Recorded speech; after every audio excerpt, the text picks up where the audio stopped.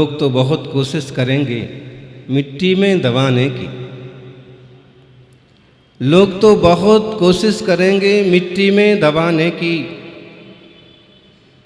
आप भी आदत बना लो बीज के तरह बार बार उगाने की। आप भी आदत बना लो बीज की तरह फिर से उगाने की।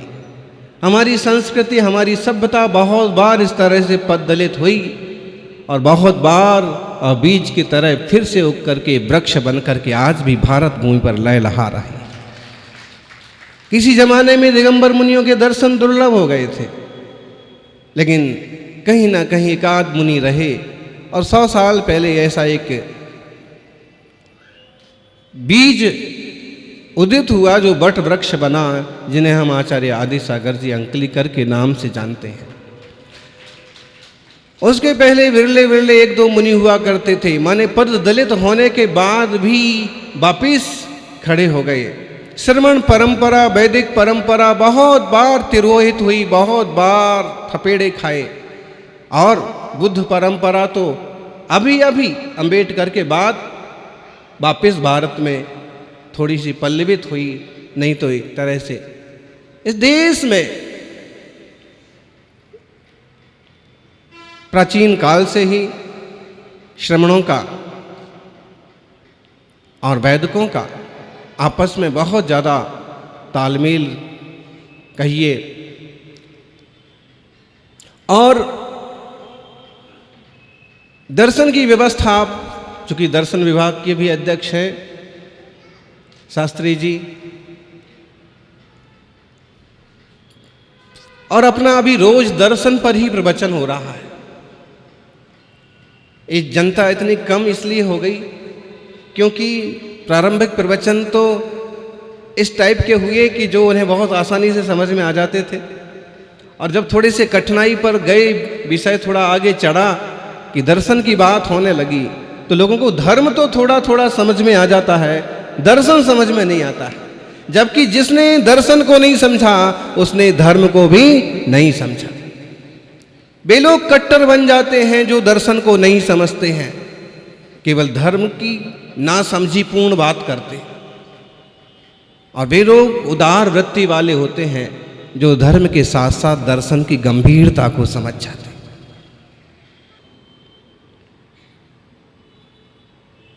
शादवादियों का तो, अनेकांतवादियों का तो किसी तरह का किसी से विसंवाद नहीं होना चाहिए। बात बहुत सटीक कही कि लोगों ने इतने फिरके बना लिए हैं, इतने पक्ष बना लिए हैं और बढ़ते जा रहे हैं, समझ में नहीं आ रहा। जिन भगवान महावीर ने अनेकांतवाद दिया, स्यादवाद दिया, और जिस स्यादवाद के बल पर पूरी दुनिया को एक धागा में पिरोया जा सकता है, उस सिद्धांत को पाने वाले लोग एक धागे में बंध के नहीं रह पाए, तो इससे बड़ा दुर्भाग्य और समाज का क्या होगा। मुट्ठी भर लोग हैं, अगर मिलजुल के रहेंगे तो उन सिद्धांतों का प्रचार प्रसार होगा जिनसे सारी दुनिया का कल्याण होगा, सारी दुनिया का हित होगा।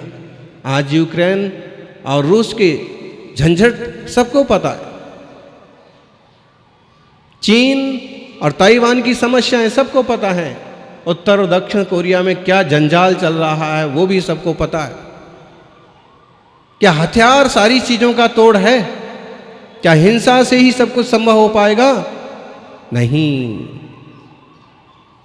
खून का बदला, खून की नीति जो है ना, वो बहुत खतरनाक है और वो एकदम पिछड़े हुए समाज का प्रतीक है।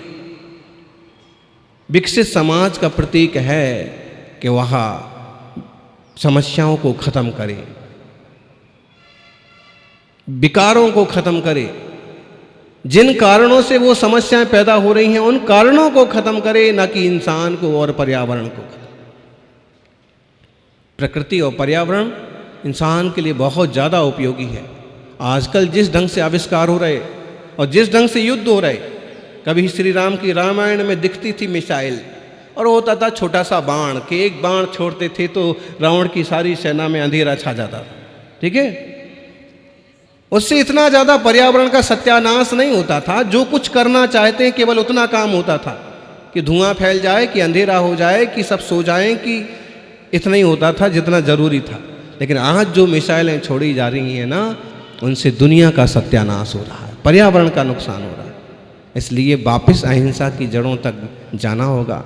और सज्जनों, और हम शास्त्री जी को भी कहेंगे कि हम और आप बैठ कर के यहाँ प्रकृति, पर्यावरण और सत्य अहिंसा की चर्चा करें, लेकिन वो इस ढंग का मंथन हो कि जो मंथन, जो मक्खन हम आम लोगों को और आम दुनिया को परोस सकें। क्योंकि हम आपस में ही अगर धर्म दर्शन की चर्चा करेंगे उतना महत्वपूर्ण नहीं है। हमें पता है, आपको भी पता है कि हमें किस ढंग से चलना है। हमें उन लोगों तक पहुंचने की कोशिश करना चाहिए कि जिन लोगों को ये बातें पता नहीं है या पता होने के बाद विश्वास नहीं है, श्रद्धा नहीं है, उन लोगों तक कैसे पहुँचें। आप प्रोफेसर हैं, आप उस माध्यम से पहुँचते हैं, शिक्षा के माध्यम से पहुँचते हैं। आप राजनेता हैं, लेकिन राजनेताओं की एक अपनी दुविधा होती है। प्रतापगढ़ में थे हम, नंदलाल मीणा उस समय सरकार में मंत्री भी थे, तो हमने उनको ऐसे ही कहा कि आप तो मंत्री हैं और आपकी सभा में भी, जैसे हमारी सभा में हज़ारों लोग इकट्ठे हो जाते हैं, आपकी सभा में भी हो जाते हैं, तो आप व्यसन मुक्ति पर कभी क्यों नहीं बोलते। तो उन्होंने कहा, महाराज मुझे वोट चाहिए, मेरी अपनी सीमा है।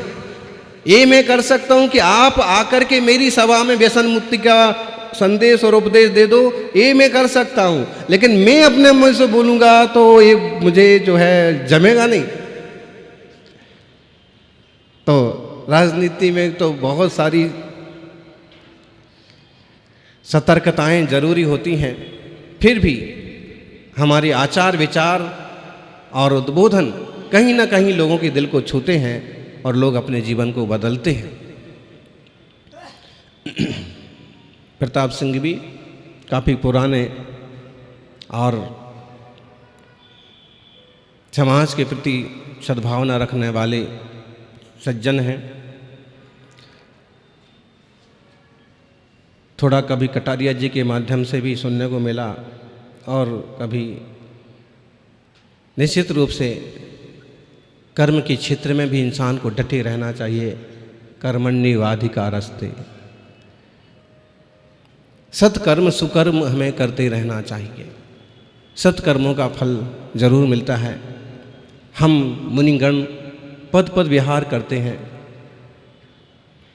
छोटे छोटे गांवों से लेके ढाणी बस्तियों से लेके बड़े बड़े शहरों तक पहुंच जाते हैं, और हम अपने आचरण से, अपने विचारों से निश्चित रूप से लोगों को प्रभावित करने की कोशिश करते हैं। और जान करके आश्चर्य होगा कि आदिवासी बस्तियों में जाते हैं तो कि पूरी की पूरी बस्तियां ही व्यसन मुक्त हो जाती हैं। जब वो जो आचरण देखते हैं, जब त्याग तपस्या देखते हैं और जब उन्हें समझाया जाता है कि तुम्हारा इससे क्या क्या नुकसान हो रहा है, तुम्हारे जीवन में क्या क्या परेशानियां खड़ी हो रही हैं, तो निश्चित रूप से लोग मानते हैं, समझते हैं। संत समुदाय की बहुत बड़ी उपयोगिता है। बस शर्त ये है कि वो पुराने जो हमारे सिद्धांत हैं उन पर चलते रहें। आधुनिकता में तो ढेर सारी चीजें पैदा हो गई, लेकिन हमारे संत मुनियों की जो आचरण शैली रही है उसी को पकड़ के चलते रहेंगे तो सम्मान भी पाएंगे और समाज के विकास में वो स्तंभ भी बन पाएंगे। लेकिन आधुनिकता की चकाचौंध में संतों को नहीं आना चाहिए। आपकी जो आचरण पद्धति, महावीर स्वामी का जो मार्ग है, मुनि राजों का, ऋषियों का जो मार्ग है, अगर वह ब्रह्मचर्य, वह अहिंसा के रास्ते ही आप तीव्रता से व्यवस्थित रूप से चलेंगे तो वह परंपरा सुरक्षित रहेगी। और आधुनिकता में बह जाएंगे और आम लोगों की तरह संसाधनों को स्वीकार कर लेंगे तो आम लोगों के संबोधन के लायक भी आप नहीं रह जाएंगे। आज जनता भी बहुत समझदार है। अगर महाराज के पास मोबाइल देखेगी तो लोग पूछेंगे महाराज का कौन सा धंधा चल रहा है, कौन सी कंपनी फैक्ट्री चल रही है जो इनने मोबाइल लैपटॉप रख रखा है। महाराजों को गाड़ियों की, इतने बंगलों की क्या ज़रूरत है। महाराज तो वो होते हैं जो तपस्या करें, मंदिर जी में रहें, भगवान के चरणों में रहें, जंगल में बैठें। इतनी बड़ी बड़ी दाढ़ी हो गई, इतने बड़े बड़े बाल हो गए। कभी आप ऋषियों की मुद्रा देखना और कभी आदिनाथ भगवान की प्राचीन मूर्तियां देखना कि आदिनाथ भगवान के बाल बढ़ कर के यहाँ तक आ गए हैं। जो अपन 2000 साल से पुरानी मूर्तियां देखें, शिल्प कला देखें कि बाल बढ़ कर के यहाँ आ गए हैं। देवगढ़ में इस तरह की कुछ मूर्तियों के दर्शन हमने किए थे और कुंडलपुर के बड़े बाबा के भी थोड़े से जटाएं यहाँ तक बनी हैं। वो भी प्रतिमा 1500 साल से स्थापित है और पता नहीं कितनी पुरानी होगी। तो इस टाइप से कहना ये चाह रहे हैं कि ऋषियों का मार्ग इस टाइप के कठिन तपस्या का मार्ग है और पूर्ण ब्रह्मचर्य का मार्ग है और पूर्ण परिसंग परित्याग का मार्ग है। ऋषियों को, मुनियों को, जिम्मेदार लोगों को उसी रीति रिवाज और सिद्धांतों पर चलना होगा जो प्राचीन काल में सुस्थापित थे। काल की धारा में आम लोग बह सकते हैं, संत मुनियों को सावधानी बरतना होगी। और हमें गौरव है कि हमारा संघ आज भी इस मामले में सुरक्षित है। किसी तरह का कोई आधुनिक संसाधन नहीं। आज भी वही पद विहार करना है, वही एक बार खड़े होकर अंजुलि में आहार लेना है, कोई थाली नहीं लेना। परसों कल्ला जी आए थे, शिक्षा मंत्री आपके समधी जी, तो वो शास्त्र देने की बात आई तो शास्त्र के साथ हमको थाली भी देने लगे, क्योंकि शास्त्र थाली में रखा था, ग्रंथ थाली में रखा था। तो हमने कहा कि हमें सिर्फ आप ग्रंथ दीजिए, चूँकि हम निर्ग्रंथ हैं, लेकिन ग्रंथ पढ़ करके हमारी भावनाएं और ऊर्जस्वत होती हैं, इसलिए आप सिर्फ ग्रंथ दीजिए, थाली हटा दीजिए। हमारे लिए थाली का कोई काम नहीं। थाली और प्याली भी छोड़ करके केवल अंजलि पुट में आहार करने वाली योग वासिष्ठ में जो एक चर्चा आई है कि कदा संभविष्यामि पाणी पात्र पुटाहारः, मैं पानी पात्र में आहार लेने वाला कब होऊंगा। मतलब कितनी निष्प्रहता वाला साधु का जीवन, चूँकि वर्तमान में अनेक धाराएं हैं और सब आपकी रीति नीति हैं, लेकिन हम समझते हैं कि जिस ढंग से श्रमण समुदाय ने अपनी रीतियों को, नीतियों को, सिद्धांतों को सुरक्षित रखा है कि इस कलिकाल में भी उस ढंग से लेके चल पा रहे हैं और जी पा रहे हैं। ये बहुत मुश्किल काम है, लेकिन इस समाज का सौभाग्य है कि वो चीज़ें आज भी हमें देखने मिल पा रही हैं। सज्जनों, जो खलु दब्ब सहावो परिणामो सो गुणो सद विशिष्ठो सदवट्ठिदम सहावे दब्बम ते जिनोपदेशोयम। प्रवचन सार की गाथा है ये 109 नंबर की, कि जो द्रव्य का उत्पाद व्यय द्रव्यात्मक स्वभावभूत परिणाम है, वह परिणाम सत्ता से अभिन्न गुण है। स्वभाव में स्थित होने से द्रव्य सत है, ऐसा जिन भगवान का उपदेश है। प्राकृत की लाइन है ये, और प्राकृत देश की प्राचीनतम भाषा है। चूँकि आप संस्कृत के विभाग अध्यक्ष हैं, इसलिए मालूम तो होगा कि प्रकृति की भाषा प्राकृत और संस्कृत भाषा राजा जनों की, श्रेष्ठ जनों की भाषा। एक जमाना ऐसा था कि जब आम जनता, जैसे आजकल भी अपन संस्कृतनिष्ठ हिंदी तो शास्त्री जी ही बोल सकते हैं, सब लोग तो नहीं बोल पाएंगे। वो आज भी अपनी मारवाड़ी में बोलेंगे, मेवाड़ी में, बागड़ी में बात करेंगे और तभी वो ठीक से समझ पाएंगे। तो ऐसे ही उस जमाने में संस्कृत वरिष्ठ जनों की, राजा, मंत्री, पुरोहित, ज्ञानियों की जैसे भाषा थी। आम जनता में उसे जानने वाले कम हुआ करते थे। आम जनता की जो भाषा थी वो प्राकृत भाषा थी, माने देसी भाषाएं। इसलिए तो संस्कृत के आज भी एक ही रूप है, संस्कृत। चूँकि सुबंत में, तिगंत में एक एक शब्द के अनेक रूप तो बन सकते हैं, एक एक धातु के अनेक अर्थ हो सकते हैं, बात अलग है। लेकिन संस्कृत की आज भी धारा एक ही है, लेकिन प्राकृत की धारा पाली, अर्धमागधी और हम देखें तो सौरसेनी, पैसाची और तरह तरह की प्राकृत भाषा प्राचीनतम भाषा है। संस्कृत भाषा प्राचीनतम भाषा है।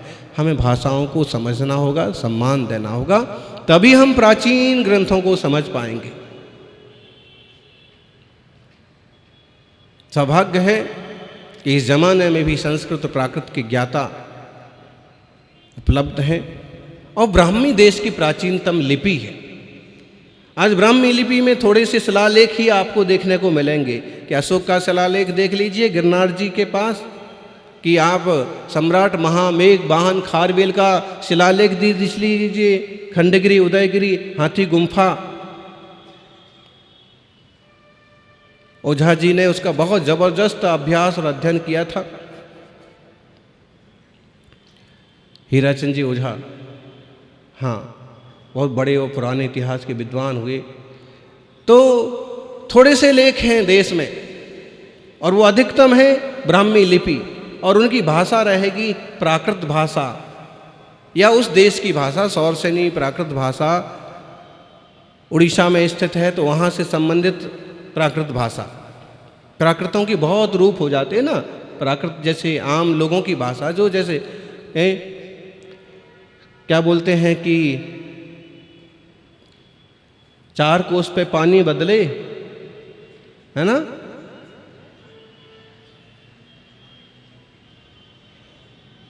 चार कोस पे पानी बदले 8 कोस पे वाणी। चूंकि थोड़ा इसमें कुछ फेरबदल हो सकता है, लेकिन समझने के लिए कहा कि 4 कोस पर तो पानी बदल जाता है, कोस भर पर पानी बदल जाता है। आपको याद होगा गांव में ऐसे कुएं हुआ करते थे कि एक मीठा कुआं और एक खारा कुआं। तो बोले एक खारे कुएं का पानी है, तुम लोग इससे नहा सकते हो घर के सारे बच्चे, लेकिन ये मीठे कुएं का पानी है, पीने की काम आता है। एक ही गांव में 2 तरह के कुएं हैं। जैसे एक ही गांव में 2 तरह के कुएं होते हैं, ऐसे एक ही गांव में 2 तरह के इंसान भी होते हैं। एक ही जगह 2 तरह के लोग भी मिल जाते हैं। तो थोड़ी ही दूर पर जैसे कुएं का पानी का स्वाद बदल जाता है, ऐसे थोड़ी दूर पर जाने पर भाषाओं का रूप भी थोड़ा बदल जाता है। इंटरनेशनल लैंग्वेज थी एक ज़माने में संस्कृत, लेकिन फिर भी देसी भाषाएं बोलियां थीं, वो प्राकृत कहलाती थी। और आज हमने प्राकृत का साहित्य काफ़ी सारा सामने लाया है, कोशिश की है। चूँकि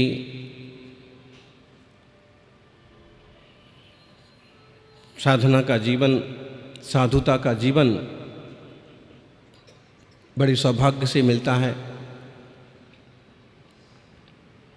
हम अपने आप को बहुत सौभाग्यशाली समझते हैं कि ऐसे ही काल में भी यहाँ तक पहुँचने का अवसर मिला। जिन दर्शन, श्रवण दर्शन, शादवाद और अनेकांत के माध्यम से बहुत महत्वपूर्ण बातें करता है,